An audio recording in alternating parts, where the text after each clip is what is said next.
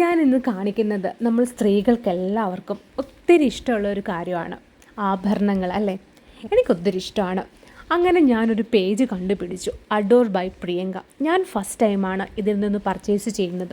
അതുകൊണ്ട് എനിക്ക് വളരെയധികം ഒരു സംശയമായിരുന്നു സാധനങ്ങൾ എങ്ങനെയാകുമെന്നുള്ളത്. അതുകൊണ്ട് ഞാൻ ഒരുപാടൊന്നും ഓർഡർ ചെയ്തില്ല. ഒരു 3 കമ്മലുകളാണ് ഓർഡർ ചെയ്തത്.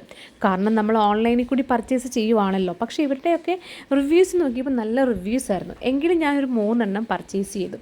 അങ്ങനെ ആ സാധനം എൻ്റെ കയ്യിൽ കിട്ടിയപ്പം ഞാൻ ആദ്യമേ അവരുടെ പാക്കിംഗ് ഒക്കെ പൊട്ടിച്ച് നോക്കി. അപ്പോൾ അതിനകത്തൊരു ഡയറി മിൽക്ക് ഉണ്ടായിരുന്നു, പിന്നെ 3 ഇയറിങ്സുമാണ്.